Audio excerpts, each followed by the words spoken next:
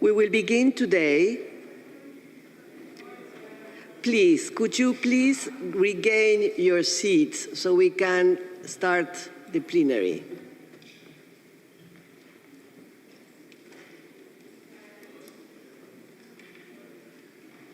We will begin today with agenda item 11, consideration and adoption of the budget. What is going on? We will begin today with agenda item 11, consideration and adoption of the budget for the 21st financial year. We will first hear a statement by the Registrar of the Court, Mr. Peter Lewis, and then a presentation by the Chair of the Committee on Budget and Finance, Mr. Werner Drummel. I draw your attention to the documentation before the Assembly, in particular the following documents. The proposed programme budget of the International Criminal Court for 2023, document ICC ASP2110, and its corrigendum and addendum. The report of the Committee on Budget and Finance on the work of its 38th session, document ICC ASP21/5, the report of the Committee on Budget and Finance on the work of its resumed 38th session, document ICC ASP/21/5/addendum 1, and the report of the Committee on Budget and Finance on the work of its 39th session, document ICC ASP/2115. Additional relevant documentation is indicated in the annotated list of items of the provisional agenda, ICC ASP21/1 Addendum 1. I now invite the Registrar of the Court, Mr. Peter Lewis, to present the Court's proposed programme budget for 2023. You have the floor, Mr. Registrar.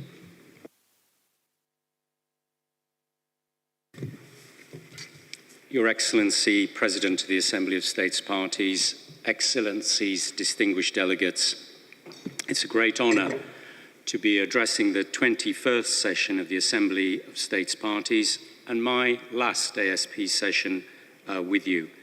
And I just want to say what a privilege it's been to work with you all. In 2023, the Court will face an unprecedented workload in terms of both volume and complexity, with operations in 16 situations, 3 simultaneous trials in 3 courtrooms, 6 cases in trial and pre-trial, ongoing reparations proceedings in 5 cases, and at least 10 ongoing investigations. To deal with this workload, the Court has proposed a total annual budget for 2023 of 186 million, an increase of 32 million or 20.6% over the current year.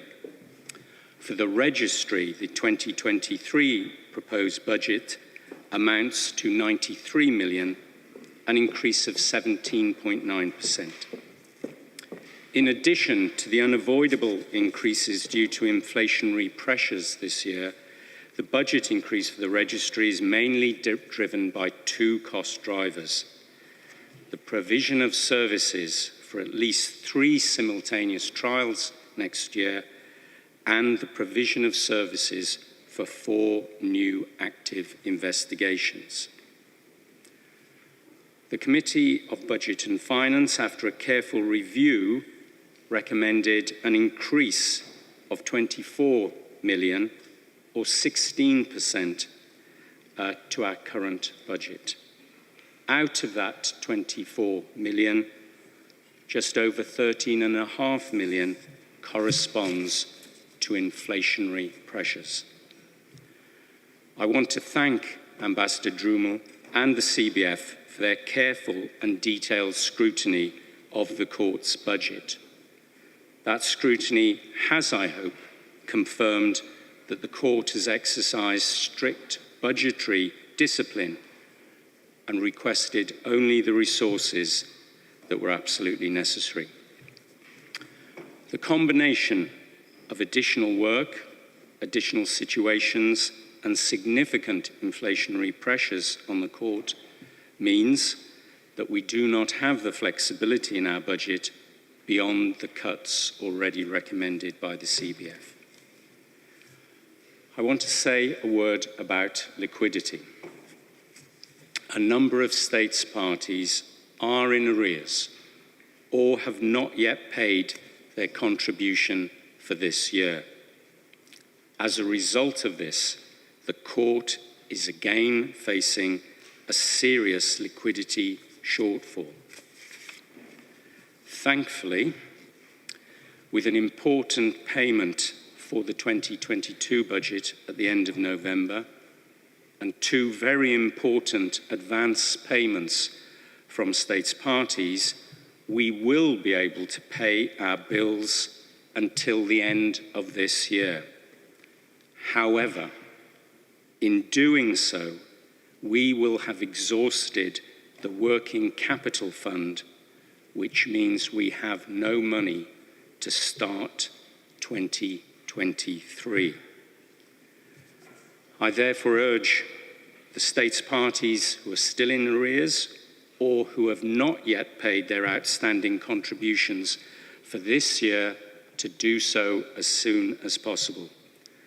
And I urge all states parties to pay their contributions for 2023 as early as possible, and hopefully in January, so we can start the year with funds to be able to pay our bills.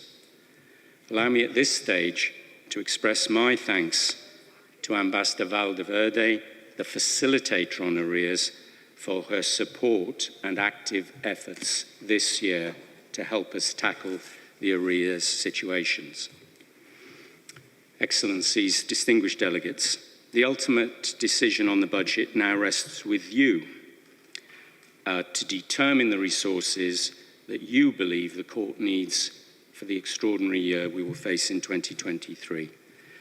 I would like to particularly express my thanks to the budget facilitator, Ambassador Williams, for her tireless efforts and hard work over the last months.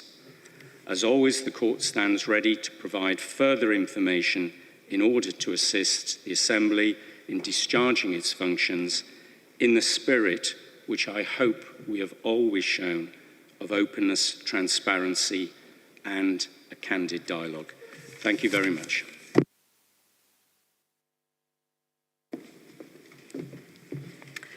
I thank the Registrar for his intervention, and now I give the floor to the Chair of the Committee on Budget and Finance, Mr. Werner Drummel.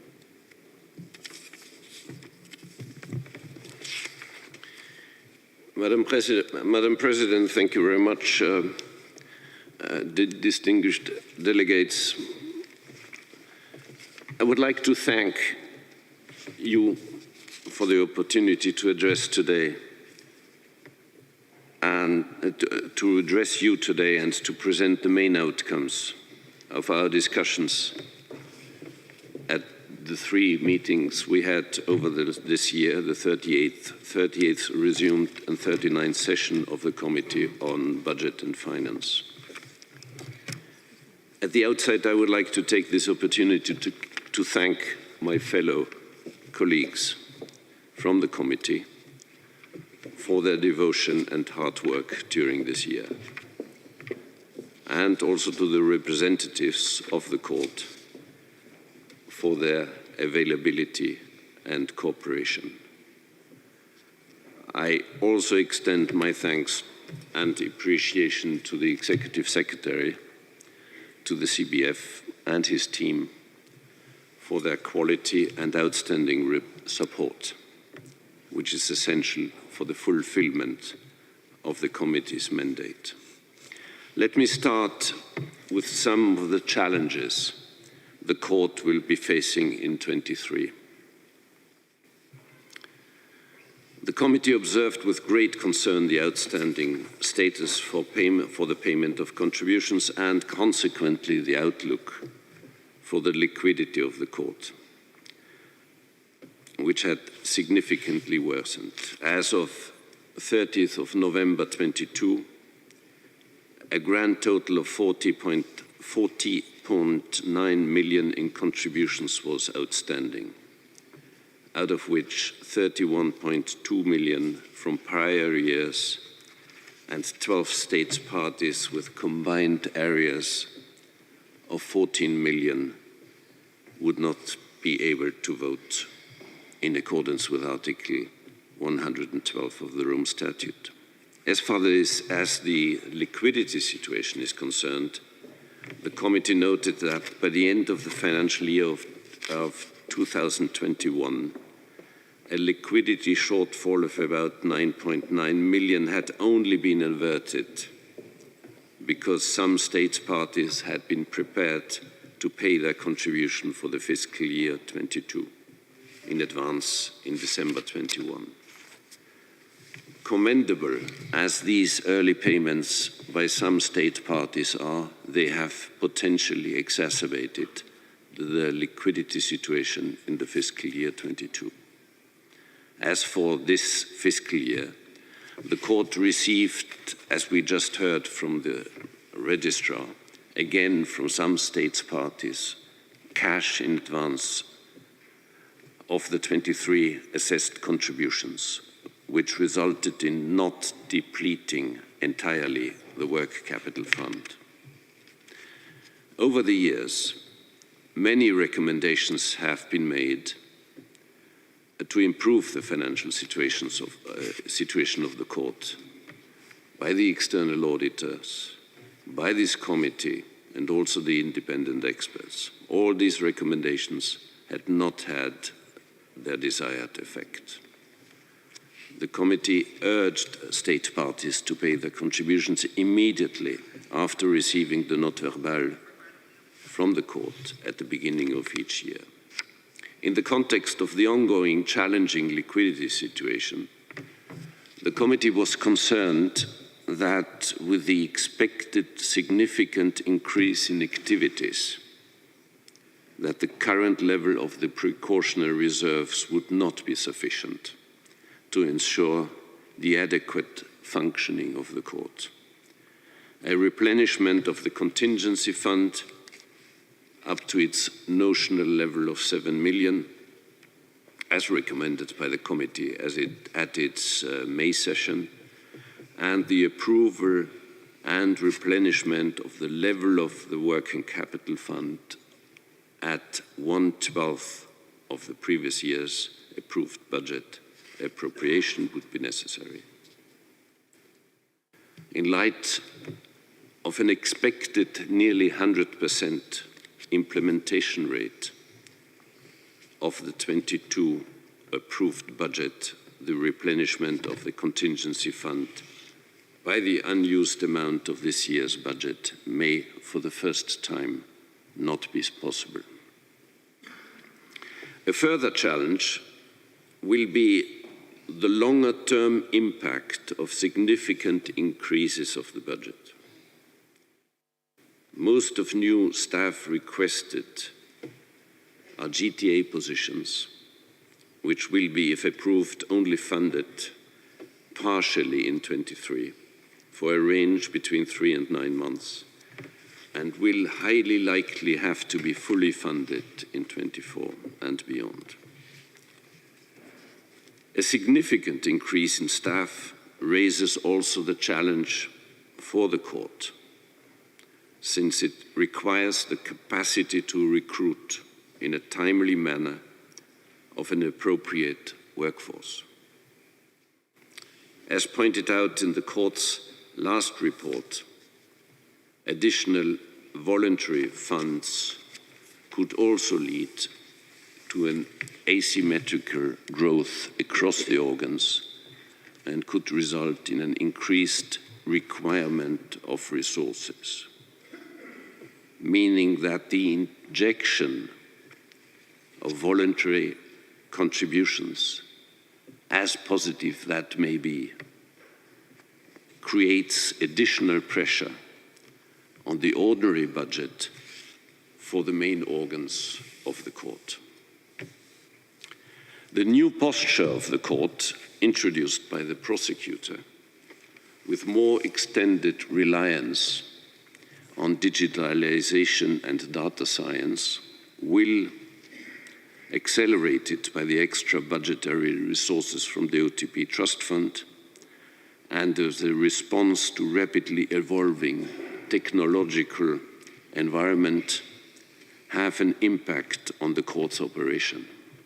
Those necessary changes will lead to resource demands increases and coordination challenges across the court with financial implications for future budgets. A longer-term challenge will also be the upkeep of the premises and the capital replacement. On the basis of a new, fully impartial evaluation of medium and long-term plan of capital replacement, as advised by the pro bono expert, a decision has been made at the Hague Working Group facilitation on premises to hire an independent consultant to conduct an external evaluation. All solutions have in common that they require commitment to a reliable, long-term funding from states parties. A final challenge may be the evolution of the inflation in the coming years. Further increases in the UN common system cannot be excluded. The court has managed to limit the inflationary impact on staff costs for next year's budget, but expects prices to be significantly higher for the budget year 2024. I will move to human resources. The committee considered the proposed changes to the financial regulations and rules on inter-organ mobility, especially on temporary assignment of staff members across the organs, and noted that this would both encourage internal workforce mobility and enable the court to allocate resources to its highest priority areas, and should further enhance the learning and development opportunities to staff during their career in the court. Therefore, the committee recommended the Assembly to approve the amendments. The court's initiative on the National Professional Officer NPO category was welcomed by the committee, and it recommended that the courts develop clear guidelines, such as on the temporary nature of NPOs, the conversion of vacant posts to NPOs, and concerning the heads of country offices. The committee wished to be informed on the developed guidelines.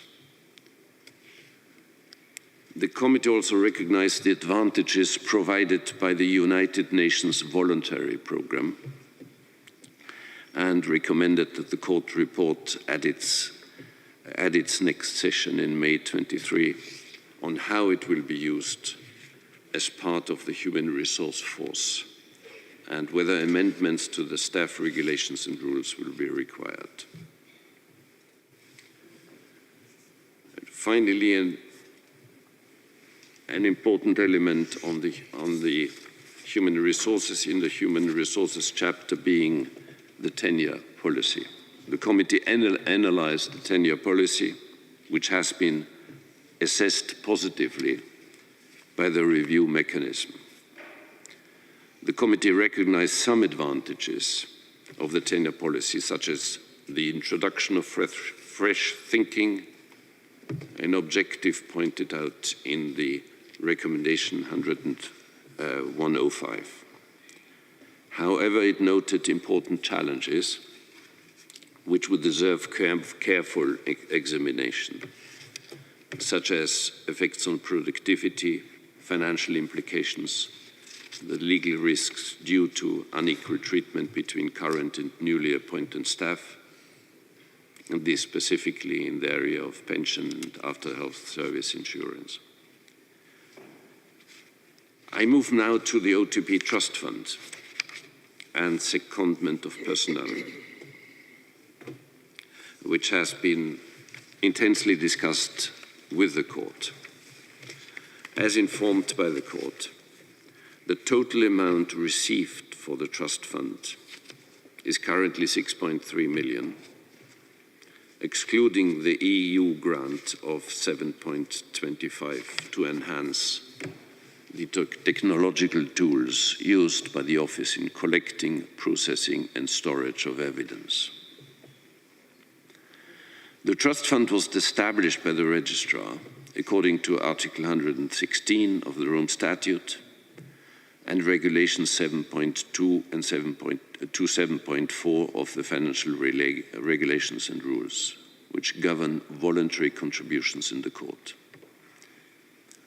Resolution ICC ASP1, Resolution 11, delegates to the Registrar the evaluation that offered contributions do not affect the independence of the Court and fulfill the criteria established by the Assembly. The Court came to the conclusion that the donations to the OTP Trust Fund are consistent with the nature and function of the Court and do not involve additional liabilities to the Court. According to the rules, the voluntary contributions will be subject to the Court's regulatory framework and the accounting principles, as well as subject to auditing by external auditors. A total of 74 national experts from judicial, law, military and law enforcement agencies were committed by some states parties on the secondment basis for all situations. A proper integration of seconded personnel in the various teams of the OTP is essential. The OTP and the Registry developed in close cooperation standard procedures for the selection and onboarding of these seconded national experts, building on existing precedents. Secondees report to the head of their respective team. They are required to sign an oath of office and a confidential undertaking where they commit to avoid any action which may reflect adversely on their status as members of the teams of the OTP. Their salaries and entitlements are funded by the lending agency. The cost of deployment, while deployed to a unified team, will obviously have to be covered by the OTP. The relationship between extra budgetary and regular budget funds has been carefully considered by the committee. The contributions are seen by the Court as complementary and supplementary to the core resources requested in 2023 proposed programme budget. They do, however, have an impact on the overall budget, as I pointed out before. The committee requested the Court to update it on the OTP Trust Fund spending plan and the secondment of personnel at its session in May. And now finally, on the consideration of the 2023 proposed programme budget, the Court requested a programme budget of 186.8 million, including the host state's loan. The budget presented an increase of 20.6% or 32 million against the total approved budget of this year.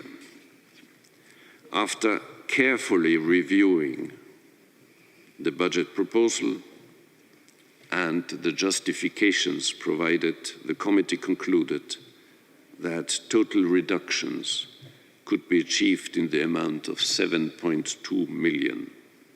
This represents an adjusted total increase of 24.7 million or 16% compared to the 2022 approved budget, including the host state loan.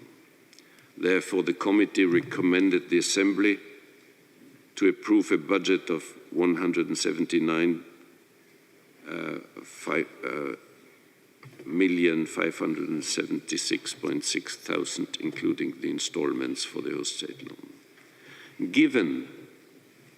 Given the substantial unavoidable cost factors due to the inflationary pressures for non-staff costs and the UN Common System adjustment totaling 13.4 million, the substantial reductions recommended by the CBF resulted in a real increase of 11.3 million or 7.3%.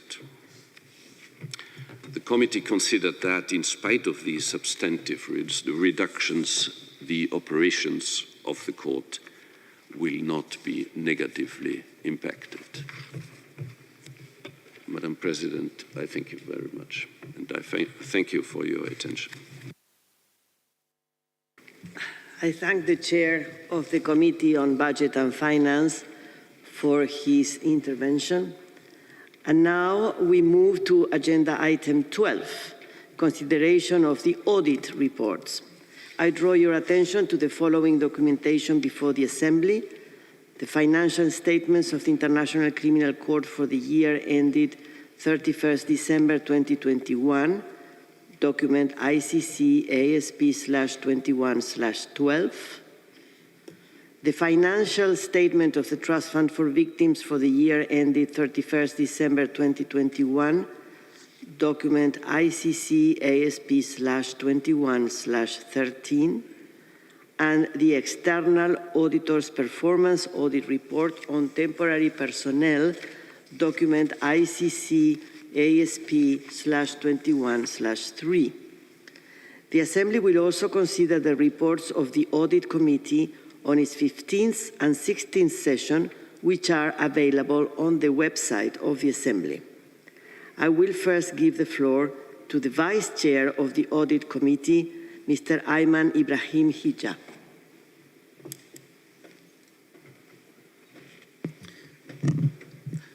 Thank you, Madam Chair. Madam President, Your Excellencies and distinguished delegates, ladies and gentlemen, I would like to thank you for the opportunity to address you today and to present the main outcomes of our discussions at the 15th and 16th sessions of the Audit Committee during 2022. May I also take this opportunity to reiterate my appreciation to my colleagues from the Audit Committee for their devotion and hard work, and to the representatives of the Court for their participation and valuable contributions. I would like also to thank our Executive Secretary and his team for their consistent and hard work and effective support to the committee throughout the year, upon which we heavily rely. The first session of the Audit Committee was held virtually as a consequence of the COVID restrictions from 7th to 9th of March, coordinating different time zones and limiting the topics of discussion, and while the second session was held in The Hague from the 18th to the 20th of July. I will now briefly summarize the main discussions held during the 15th and 16th sessions of the committee as captured in its final reports issued on 7th of April and 8th of September 2022, respectively.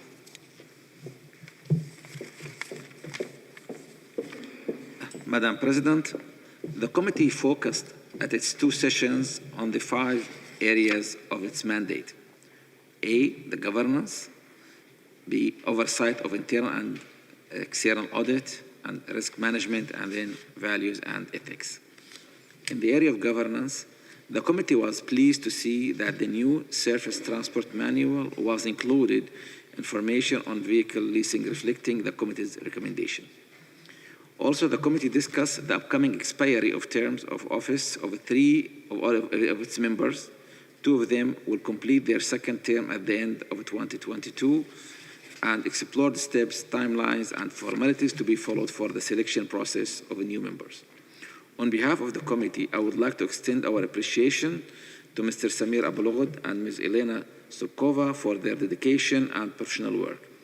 The Assembly was recommended to approve the reappointment of Ms. Clarissa van Hernden from South Africa, as well as for the appointment of Mr. Faisal Chaudhary from Bangladesh for the term of 3 years starting 1st January 2023.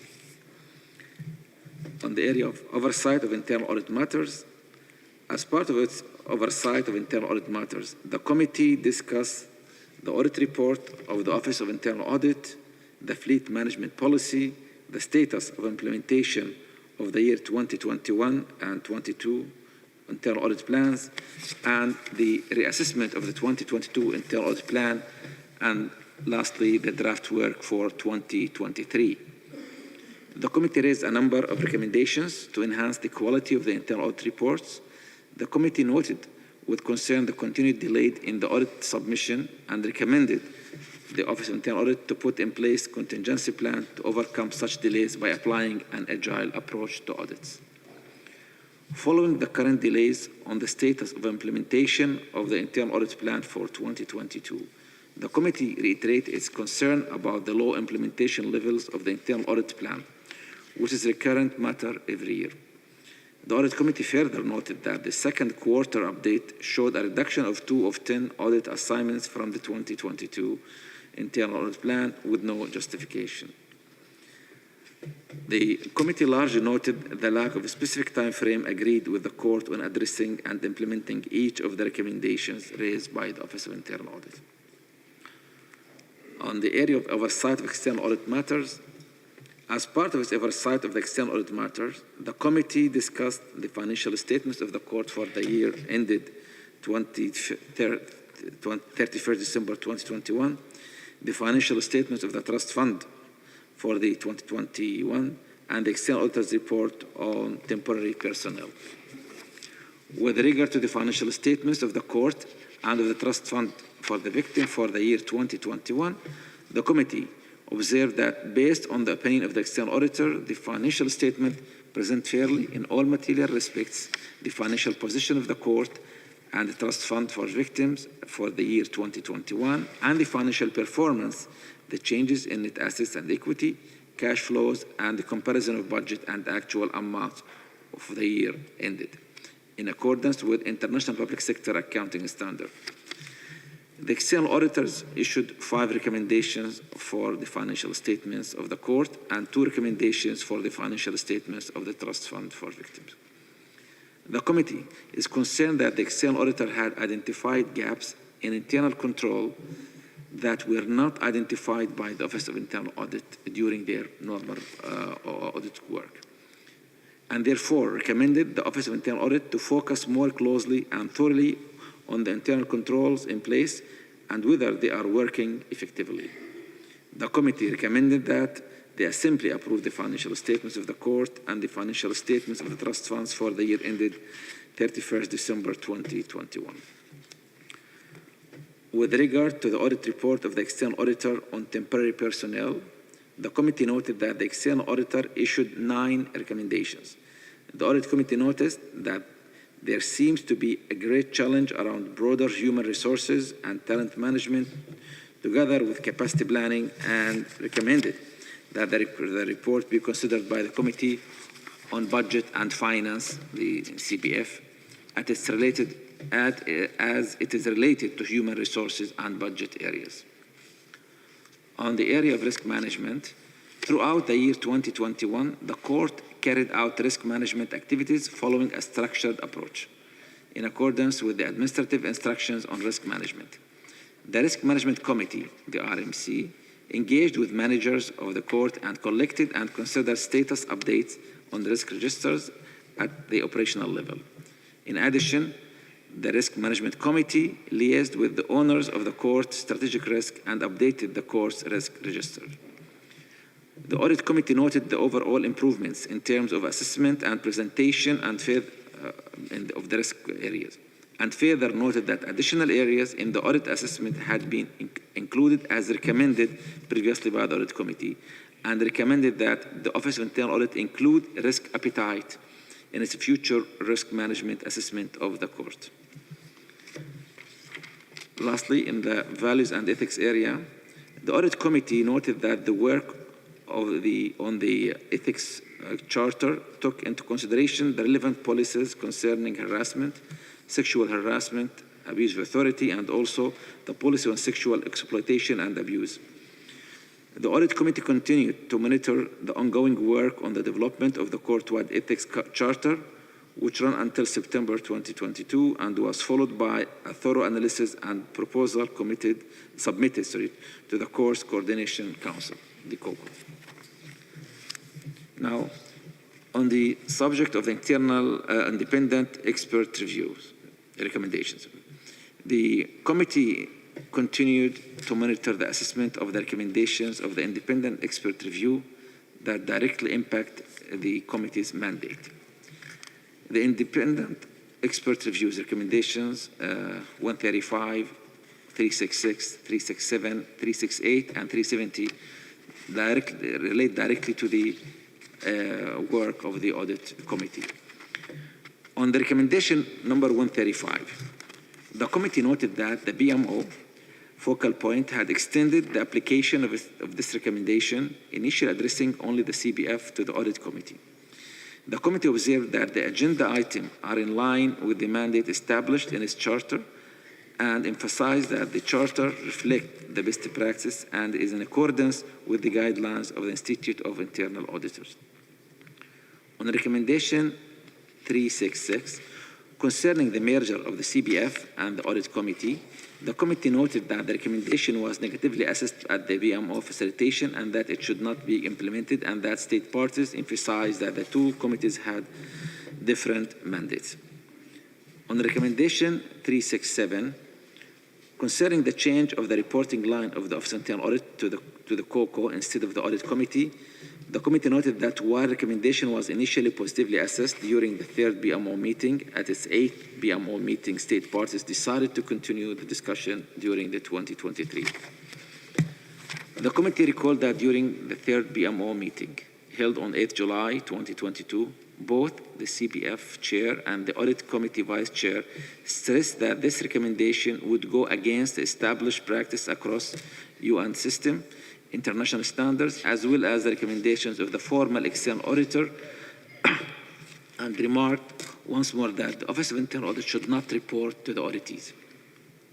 Furthermore, at the 8th BMO meeting, following the concern raised by a state party on the impact of the reputational risk for the court, state parties deemed necessary to analyze in detail the assessment of this recommendation during 2023.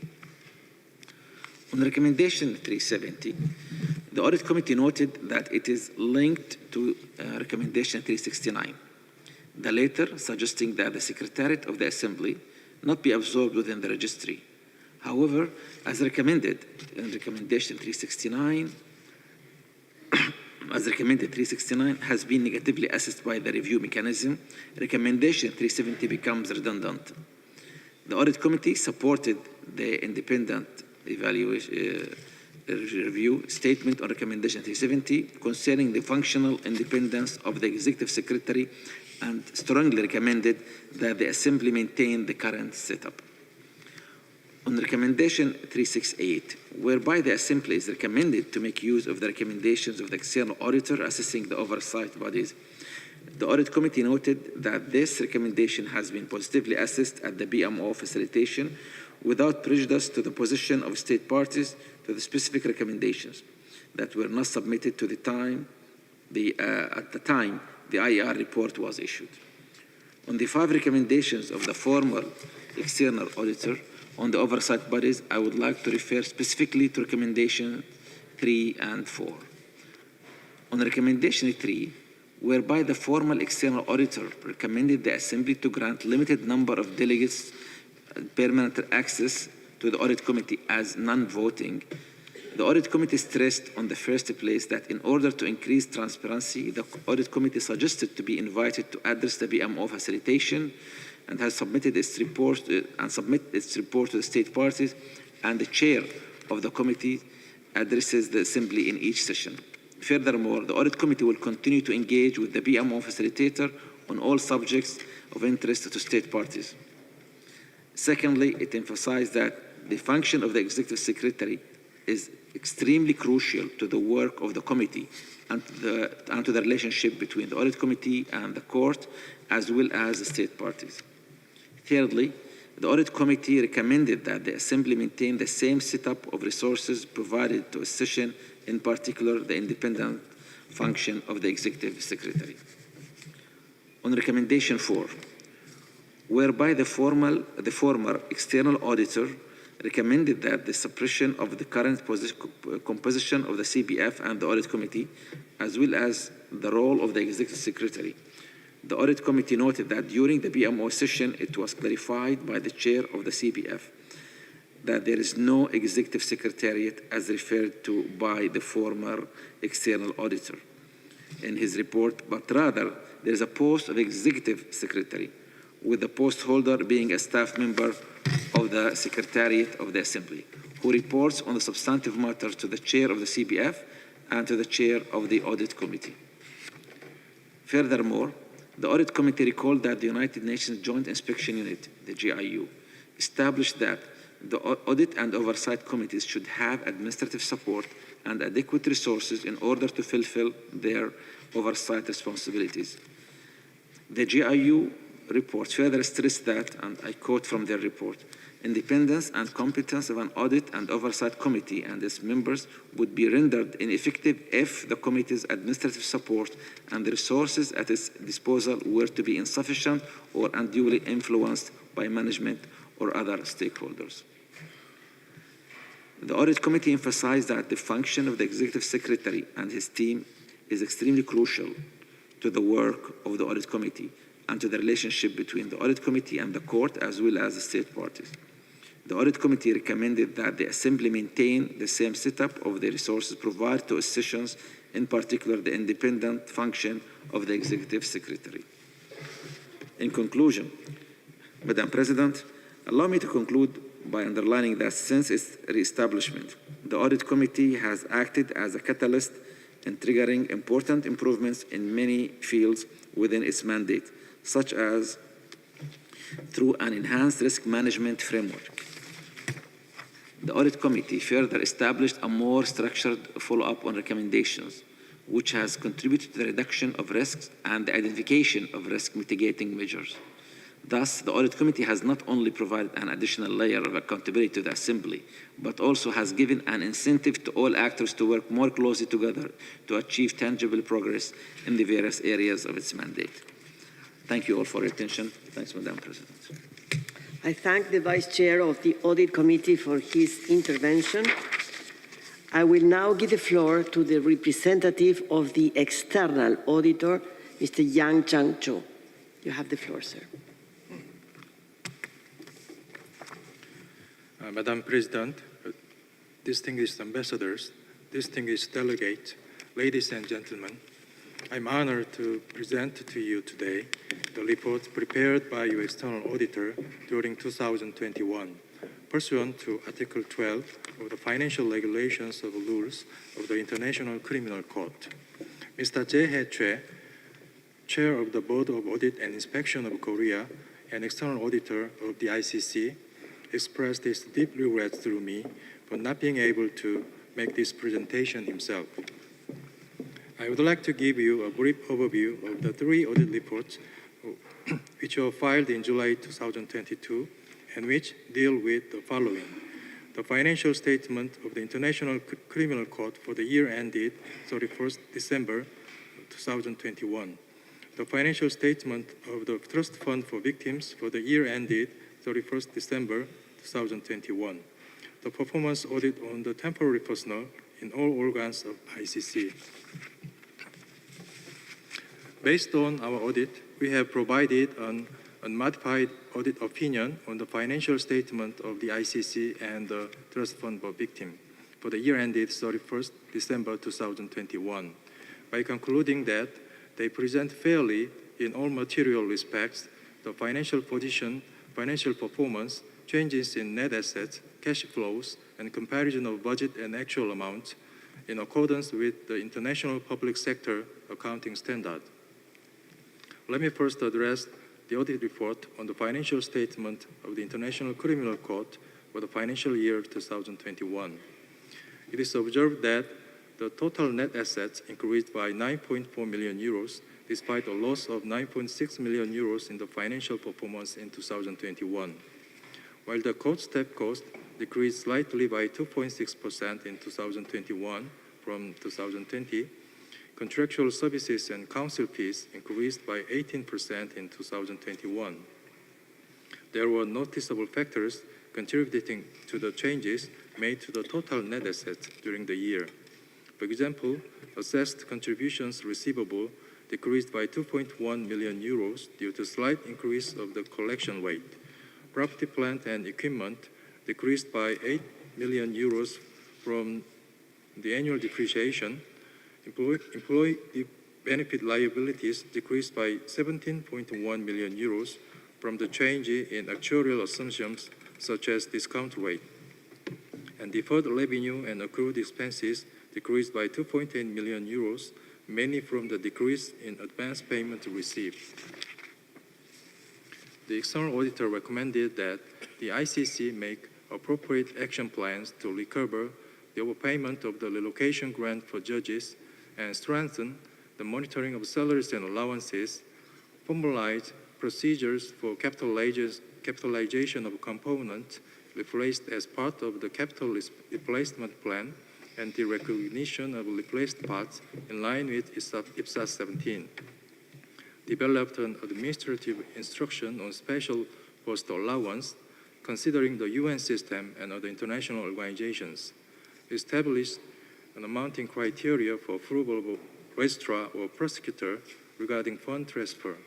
And finally, limit elevated SAP access, mitigate the risk of unauthorized program deployment and configuration changes, ensure that the full SAP data change history is available, and perform SAP access review annually or quarterly. Let me now present the audit report on the financial statement of the Trust Fund for Victims. With the expansion of projects in both reparations and assistance programs, the Trust Fund for Victims' financial performance for the financial year 2021 recorded a substantial deficit of 2.7 million euros, contrary to the surplus for the past 2 years. In 2021, program expenses surged by over 4 million euros compared to the previous year, amounting to 5.8 million euros. However, on the revenue side, with a voluntary contribution of 2.9 million euros, the Trust Fund for Victims suffered a continuous stagnation in the growth of funding sources. Accordingly, net asset equity as at the end of 2021 decreased by a similar amount of 2.7 million euros, totaling 11 million euros, a 20% decline from the prior year. And the level of cash and cash equivalents diminished from 19 million euros in 2020 to 15 million euros in 2021. The external auditor recommended that the Trust Fund for Victims strengthen its multi-layered control system on the implementing partners to enhance the compliance and performance of their activities, and that the detailed information, including the accounting policy concerning provisions of the TFV, changes in provisions and status of project as at the reporting date, be clearly and concisely stated in notes or annex to financial statement to offer more sufficient and understandable information to readers. With regard to the follow-up of previous recommendations, 2 came from the financial audit, 1 from the ICC, the other from the Trust Fund for Victims. Regarding the recommendation to the ICC, voting right of state in arrears it is noted that the recommendation is not fully implemented yet, despite continuous effort by the court. Pertaining to the TFV, we have not identified a multi-annual budget of the TFV showing its annual revenue of voluntary contributions and allocation of resources to a specific program for the years ahead. We concluded both are identified as partially implemented. Next, with respect to our performance audit report on the temporary personnel in all organs of the ICC, we specifically reviewed the budget process, the rules and policies, and geographical representation of staff in non-established positions. Regarding the efficiency and transparency of budget process for temporary personnel, we found that the level of funding for GTA is not substantiated with reasonable justifications for operational needs, and the code does not apply standard vacancy rate to GTA positions. This creates a considerable amount of budgetary slack, which can be used to fund the categories of temporary personnel that are not budgeted for. Accordingly, we recommended the code to improve the relevance and transparency of the GTA budget, which includes reviewing the necessity of long-term vacant GTA positions, considering application of standard vacancy rate to GTA positions, and creating a separate budget line for individual contractors. We also looked into the practice of using unapproved GTAs. The CBF has urged the code to refrain from using GTAs without approval from ASP, but the number of unapproved GTAs has increased since 2017. As a result, the total cost incurred due to unapproved GTAs over the last 5 years exceeded 10 million euros. Accordingly, we recommended the code to either include the unapproved GTA positions in the budget proposal or discontinue them after reviewing their operational needs, while recommending the code to refrain from the practice of using unapproved GTAs in the future. Next area that we looked into was the suspended GTA reform and the management of STAs. The code proposed a reform of the GTA policy in 2015, which would ensure that GTAs are not used to cover regular and ongoing functions, and reported to the CBF that this new policy would be promulgated in 2017. However, the reform has neither been implemented nor discussed in the subsequent CBF sessions. Moreover, the code does not report to the CBF the list of vacant positions covered by STA. So, we recommended the code to conduct a holistic review of the long-term GTA, implement the reform of the GTA policy proposed in 2015 and 2017, and implement measures to enhance the transparency of the use of STAs. Last but not least, it was found that the geographical representation of the code is more imbalanced than that of the UN. We observed that the ICC calculates its desirable range for geographical representation for established posts only, which does not show the actual status of the ICC. In addition, from 2019 to 2021, the ICC recruited the most from overrepresented state parties and the least from non-represented state parties for professional staff in GTA positions. Accordingly, we recommended the code to include the professional staff in approved GTA positions when setting targets for geographical representation, and report to ASP the progress to be made and to strive to achieve meaningful outcomes toward the equitable geographical representation by employing various methods. I have finished with the representation of the three reports that submitted in 2022 for the 2021 financial year. Let me conclude by mentioning that it is a great pleasure to present the audit report after completing the first year of discharging the mandate as the external auditor, and hope that this effort contribute to improving the ICC's performance and thereby ultimately enhancing the international status of the ICC. Madam President, ladies and gentlemen, thank you for your attention. I thank you for your intervention. I thank again all our distinguished speakers for their presentations. The discussion on the important matters they have reported upon will continue in the working group on program budget later this morning. And now we will make a few minutes pause to allow for the rearrangement of the podium to prepare for the next segment of our meeting now.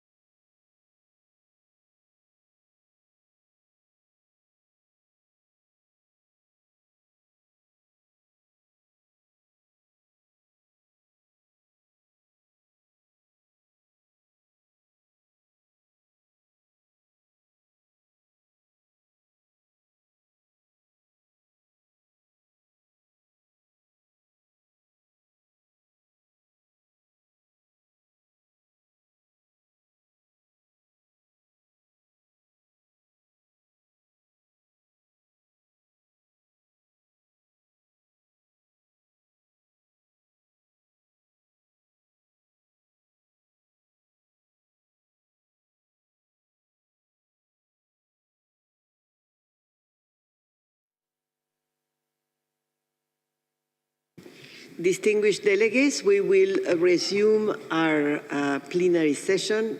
I urge you to regain your seats, please.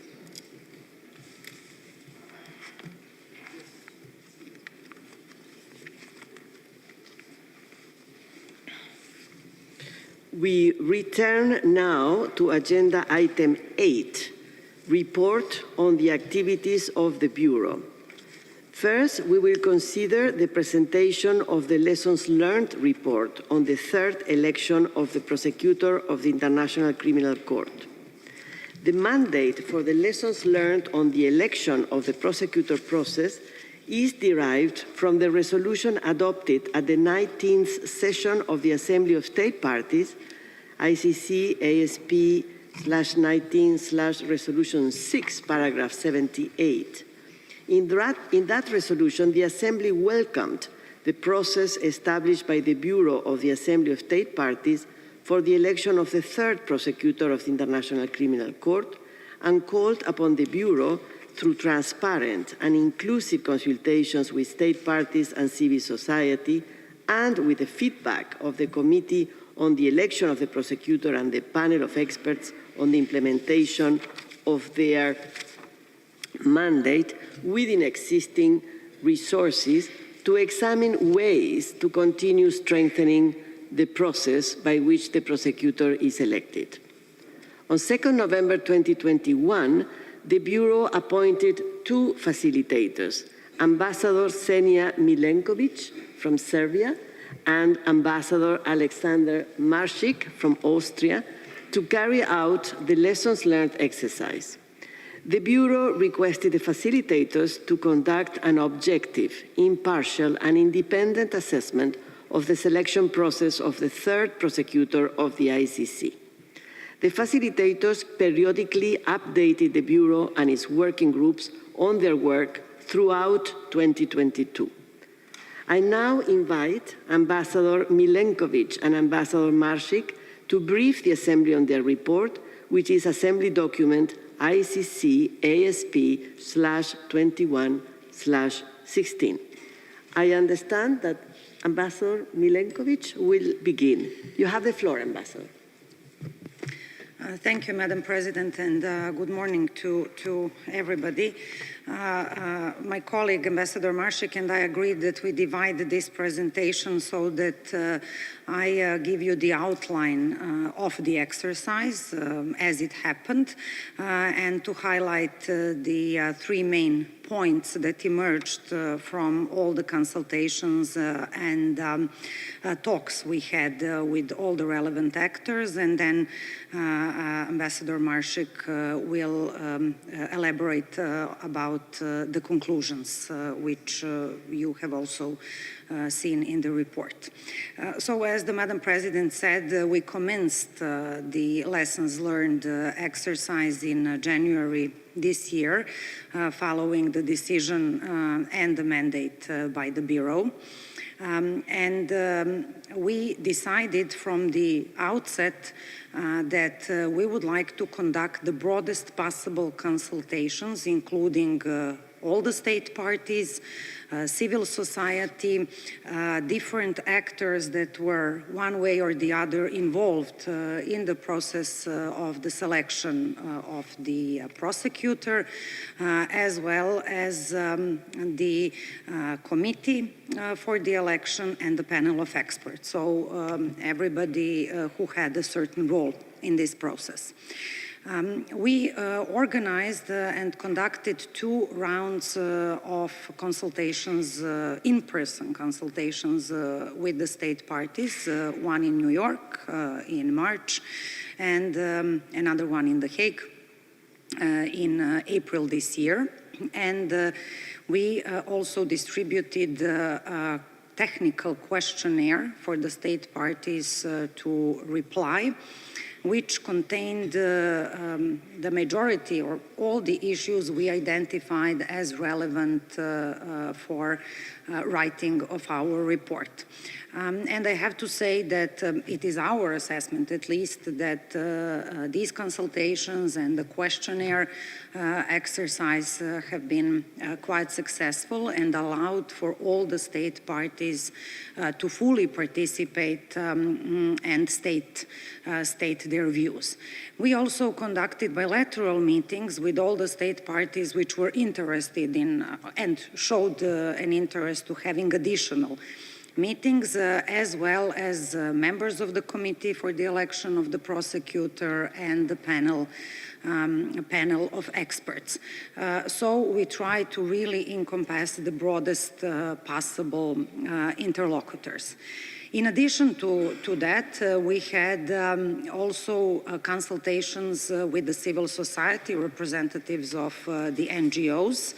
There was one online session upon request by the NGOs due to the fact that they are on different parts of the globe, and we had a series of meetings with interested NGOs who wanted to have additional consultations and additional views to share with us.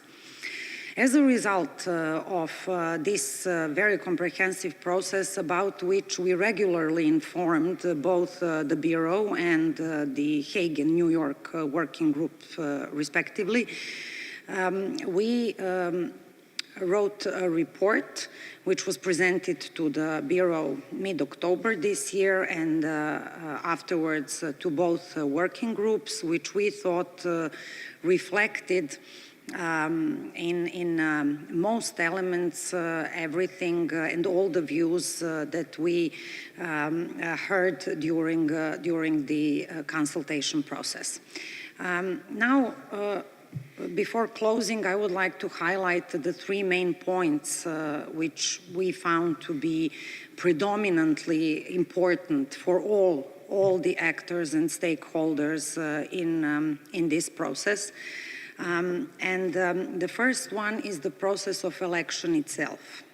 There is overwhelming opinion voiced by most of those we spoke to that there needs to be a clarity and a clear timeline of the process of selection. So how this is going to be done, of course, is up to the state parties and the Assembly, but as long as it is timely considered and as long as it is very clear, then this is something that it's not a recommendation, it's simply a conclusion we came by after the talks we had.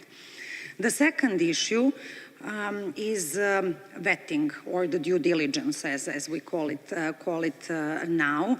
And I really have to say that this one we found to be really evolving through this process and actually a lesson already learned. Because when we started, this was an issue brought to our attention by many state parties and civil society likewise. However, throughout our exercise, we have seen the evolution of the due diligence process in the sense that in the meantime, we designed a due diligence process for the election of the deputy prosecutors, then for the registrar, and there is, of course, a discussion now about the election of judges next year. So I'm really happy to say that this is a lesson that has been learned, and of course, this is, I think, one of the very big positives, not only from this exercise, but from the process of the previous prosecutor election. And finally, the third point, and then I hand over to Ambassador Marshik, is the consensus building exercise in the election process. Of course, the elections are legitimate, be it by a consensus or by elections, and this was stated by most of the state parties, if not all of them. However, there is a strong feeling that the consensus building exercise also needs to be well structured, in the sense that it is known when and how it begins, what are the deadlines, and when the next step is taken if consensus cannot be reached. There, with these 3 points, I finish and I hand over to Ambassador Marshik. And thank you for your cooperation. Also, I would like to thank the President, Madam President, and the Vice Presidents, both of them of the Assembly, for their huge support during this process and for believing that we can come up with something useful for the Assembly. Thank you so much. Thank you very much, Ambassador. Now I give the floor to Ambassador Marshik. Thank you. Thank you very much. Thank you, Ksenia, for these kind words also. Yes, it's my privilege now and my honor to reflect a little bit on the report itself. If you look at the report, and I've said this before, I fear it's not going to be a contender for the Booker Prize or for the Pulitzer, but it is hopefully going to be useful. And if you look at it, We have basically three parts, and the first part reflects a little bit what the mandate and the process was about. The second part is a rather lengthy and fairly monotonous part, which tries to give you an idea of all the information that we received, the feedback from the questionnaires and the reactions by the various stakeholders that we contacted. And the third part, the conclusion part, is in a way the points that we distilled from all the information that we received that should be or could be borne in mind when the next prosecutor selection processes starts. And I will briefly just take you through some of the relevant points that could thus be borne in mind. First of all, there's a sort of a general commitment that we took from the reactions. Everyone we spoke to had the feeling that if we come up with a process, that process should be respected and adhered to as much as possible, despite the fact that there is, of course, always the possibility of holding an election.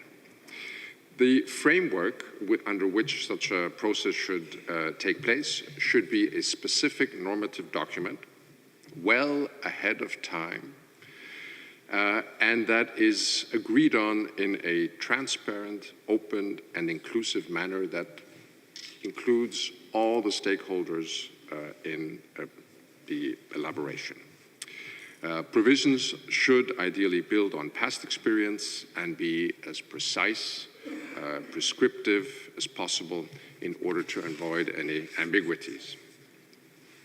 When it comes to the shortlist, we heard a lot of comments on the shortlist. There was a very strong majority for the shortlist to be the result of a merit-based assessment.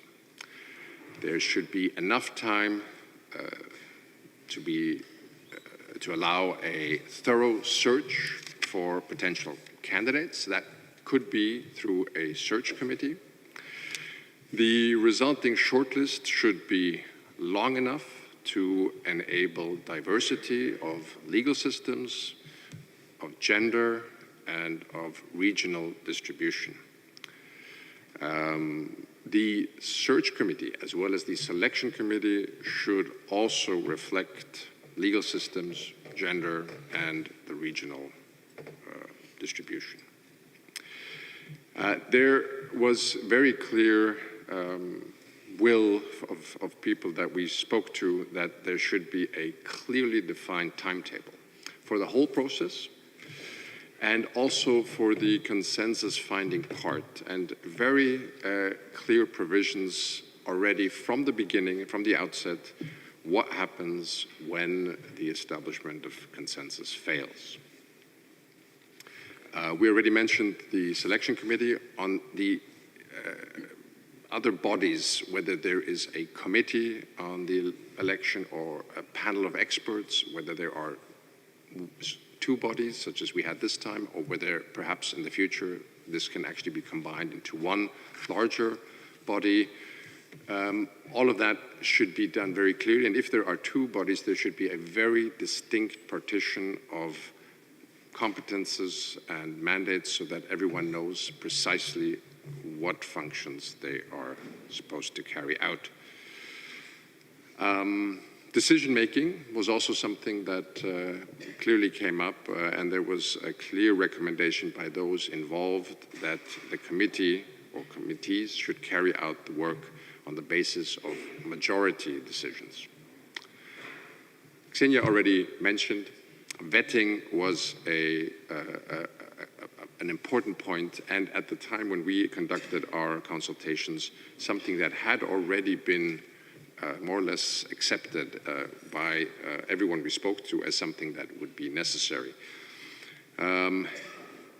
Whether this is a permanent vetting mechanism or an ad hoc basis, I think that will be up to a future to decide. I think there's work going on as we speak on this. we got a lot of recommendations on how the vetting process might look like, but I think basically that will, whether that includes background checks and reputational interviews, what kind of channel to receive third-party communications.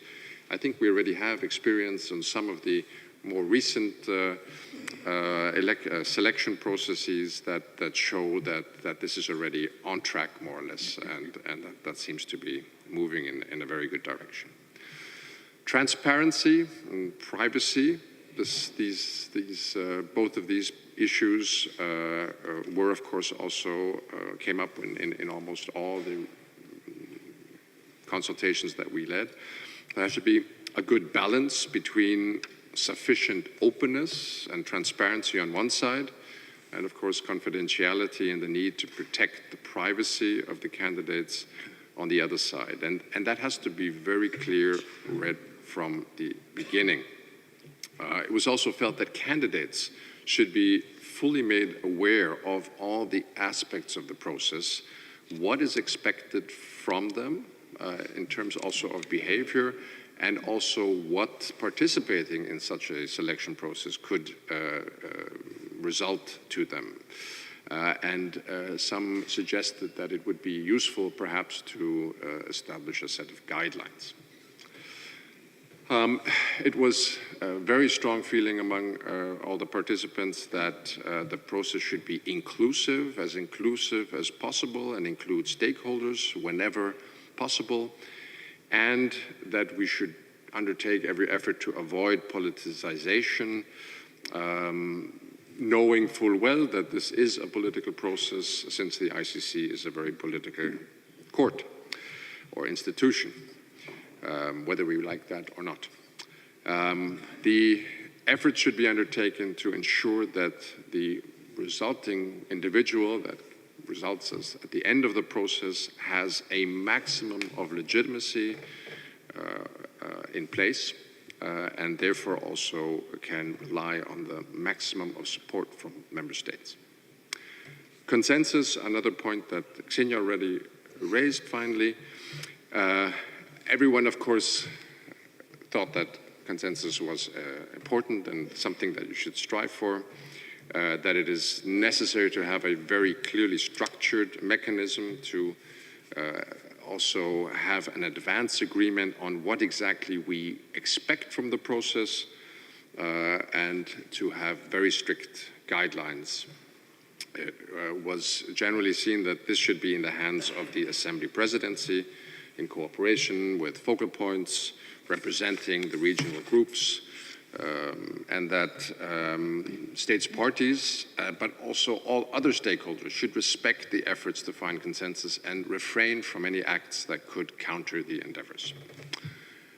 So that basically were the points that we found. In short, a couple of ideas that we hope that future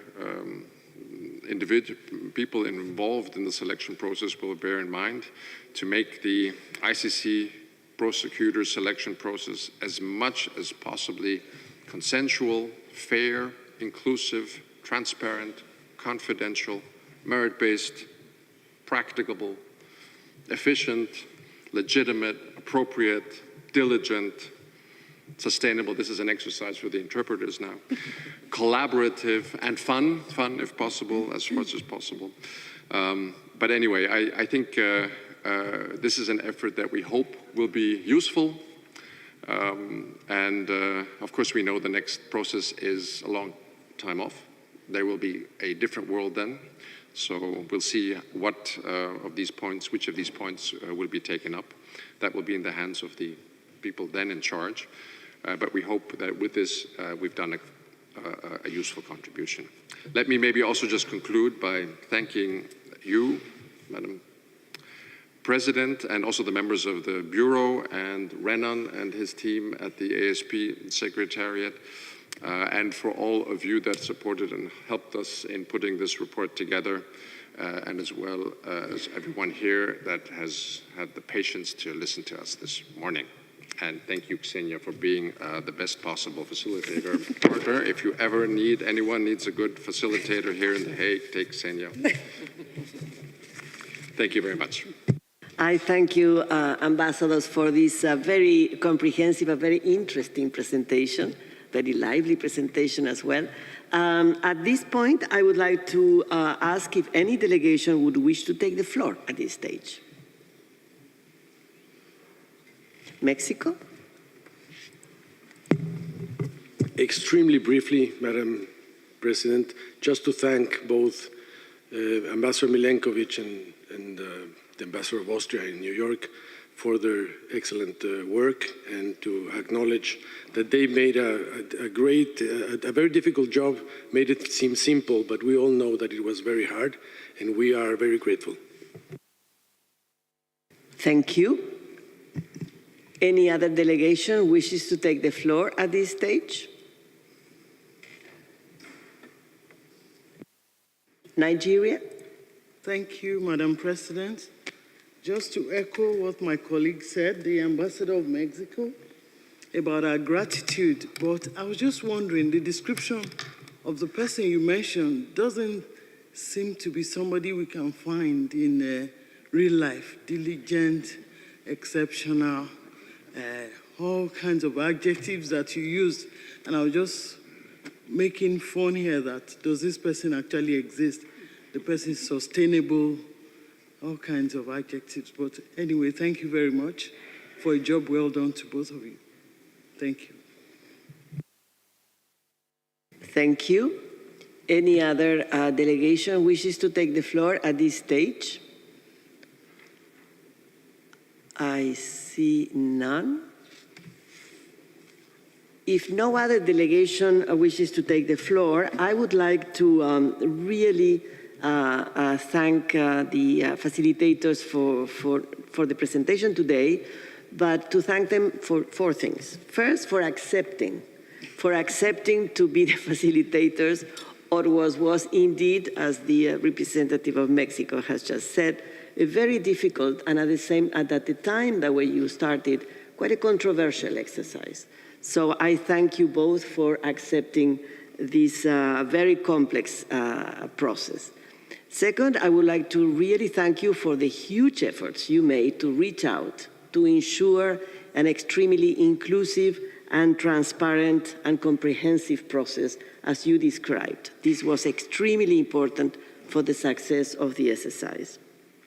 Third, I would like to thank you for the points you have identified to be borne in mind in the future for a better process.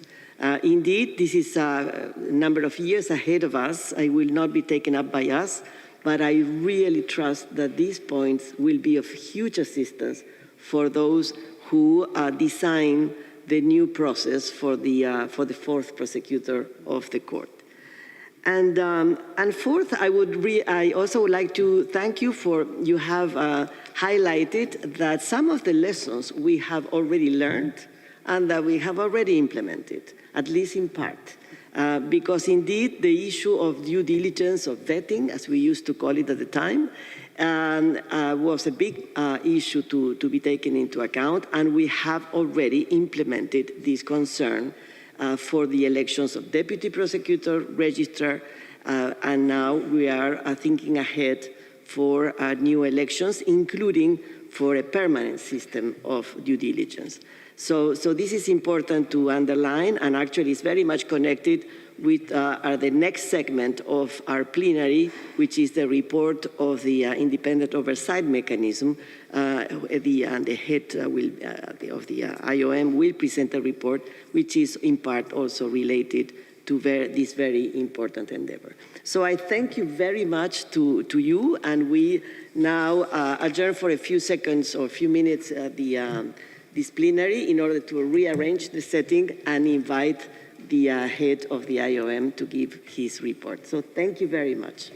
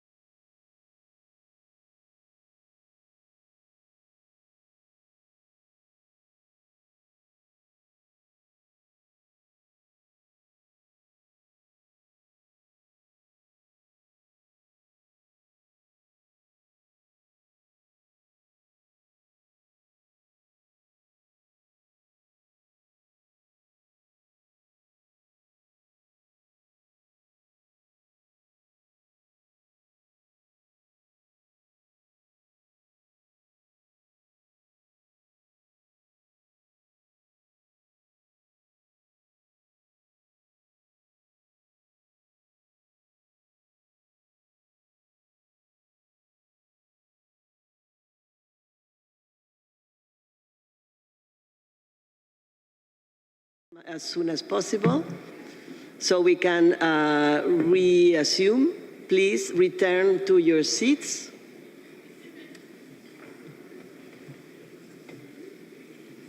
We now turn to the annual report of the head of the Independent Oversight Mechanism, IOM, which covers the period from 1st October 2021 to 30 September 2022. This report has been issued as Assembly Document ICC ASP21/8. I now invite Mr. Saklain Hedarali, head of the Independent Oversight Mechanism, to introduce the annual report.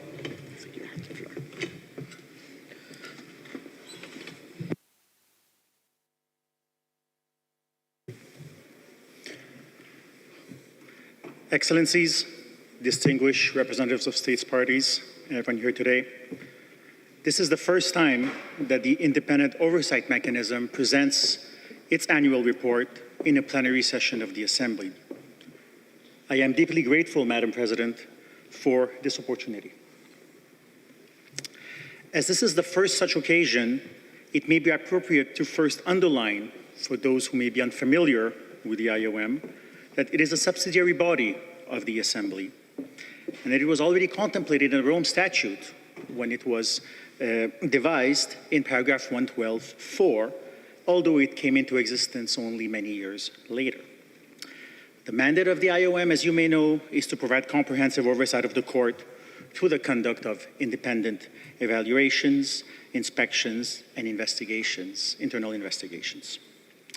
It is equally important to reiterate that the IOM is operationally independent from the court and reports directly to this Assembly. This Assembly, in fact, also amended Rule 26 of the Rules of Procedure and Evidence to give the IOM exclusive jurisdiction to investigate allegations of misconduct against elected officials, making this independence crucial to the fulfillment of its mandate.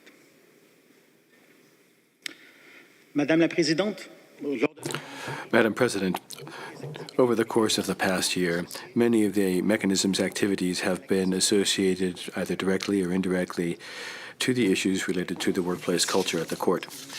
As was mentioned by you yourself, Madam, in your report on Monday, the mechanism has enabled the court to review its regulatory framework, establishing more robust procedures for investigations and disciplinary sanctions stemming from misconduct of court officials, and more specifically, in instances of harassment, sexual harassment, discrimination, and abuse of power. Prior to this, either there were no policies to address this or the ones that existed no longer responded to the needs of the court. These new rules, in fact, have been brought into line with those that one finds in the majority of UN agencies. It was even more important to review these administrative instructions because 2/3 of the cases that have been brought into question under the mechanism last year dealt with allegations related to harassment, sexual harassment, and abuse of power. President, these court issuances, given the regulatory framework of the court, do not automatically apply to elected officials, only to staff members and consultants. I therefore asked all 22 elected officials of the court whether they would agree to sign a declaration of intent stating that they would also abide by the terms of the new instructions regarding harassment, sexual harassment, and abuse of authority, and refrain from engaging in such conduct. I am happy to report, Madam President, that all 22 elected officials agreed to do so. This is an important message that the leadership of the court has sent to its staff, that they are subject, at least in this respect, to the same rules as the staff of the court.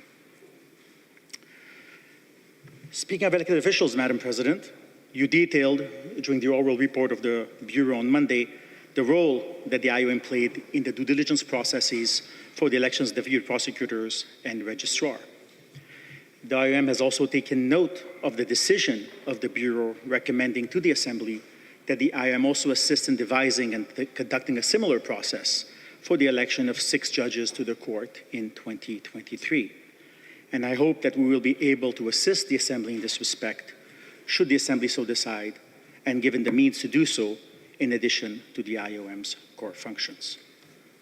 We also remain at the Assembly's disposal for any assistance in devising and discussing a permanent due diligence mechanism for elected official elections. Madam President, I mentioned the declaration of intent from elected officials a few minutes ago, but I must also mention, as President Hofmansky mentioned, that the judges of the court went one step further. They amended the Code of Judicial Ethics to formally bind themselves to this new anti-harassment policy. This is important because not only does it send a strong message, but it also is no longer a personal declaration, but one that will bind the new judges that will come in 2023 and hopefully those that come later. This amendment and achievement is directly related to the evaluation that the IOM conducted into the working culture of the judiciary of the court. The IOM commends the president of the court for having requested this evaluation in the wake of the troubling findings of the independent expert review of the court regarding this issue and the poor results emanating from staff engagement surveys. The IOM also commends the staff of the judiciary and the judges who overwhelmingly participated in this evaluation. Over 80% of staff spoke to the IOM about their lived experiences, and all 18 judges similarly participated, which gives the IOM conclusions even more weight and even more relevance. As noted, with these amendments of the Code of Ethics, the judges have already taken steps to implement some of the recommendations from the evaluation, and we hope that the other issues that we have raised will also be acted upon as soon as practicable. But, Madam President, one of the main features of the issues which we witnessed in the judiciary is one that is prevalent across the court. And I would submit across the entire Rome Statute system, including states parties, subsidiary bodies, and so on. Almost every single person with whom we spoke talked of the mandate of the court as one of the reasons why they had joined, how they had been moved by the ideals of the court, its desire to fight impunity, to provide justice for victims, and this was at all levels: interns, assistants, legal officers, senior staff, even judges. It was a constant feature. Somewhere along the way, however, these ideals and purposes seem to have either gotten lost or at the very least faded into the background, becoming divorced from day-to-day realities, challenges, be they operational, political, economic. Madam President, as I was preparing these remarks last night while I was watching the World Cup and thinking of how these ideals could be brought back to the forefront, the words of the great football and Arsenal manager Arsene Wenger came to my mind. He was once asked what was a defining feature of the truly great players, those who seemed to transcend the sport, and what separated them from others. His answer was that the truly great players put, or rather that they believed, that through their talents and skills, they were there to serve the game, while the others believed that it was football that was meant to serve them. My question, therefore, Madam President, for everyone that is here today, that is watching us, those working around the court, those working for the court, those working at the court, those in senior management positions at the court, like myself, and those in leadership position. And the question is, and I firmly believe is inextricably linked to the issue of work culture, is do we believe that the court is there to serve us and our interests? Or do we believe, in a way, like Arsene Wenger said, the truly great athletes who transcend their sport? Are we there to use our skills, our expertise, our experience, and our talents to serve the ideals upon which this institution was created? And it is my most sincere hope, Madam President, that when everyone reflects upon this question, the answer will be a resounding yes. This is what we are here, and this is how we can change the working culture in and around the court. Thank you, Madam President. I thank you very much for your presentation, and I would like now to ask if any delegation would wish to take the floor at this stage.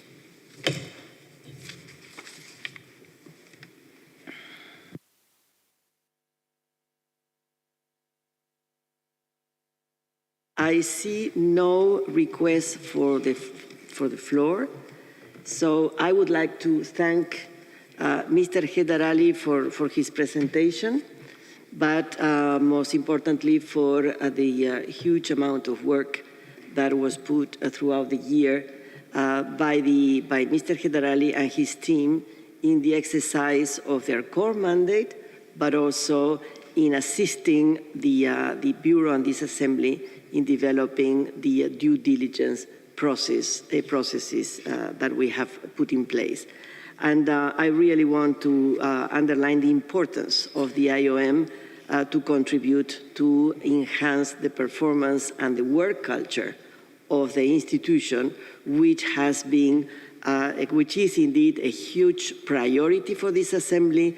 There are many recommendations of the review mechanism that relate to the work culture, and this is indeed a permanent effort of the court and the system as a whole that we need to really bear in mind in order to make sure that those working for the court, as you said, and those working for the system in general can really pursue the goals that make them join the court in the first place. So thank you very much for your words, your presentation, and your work throughout the year. So this concludes our work for this plenary session. And now the working group on program budget will meet in this room immediately after the adjournment of this meeting. So this meeting is adjourned.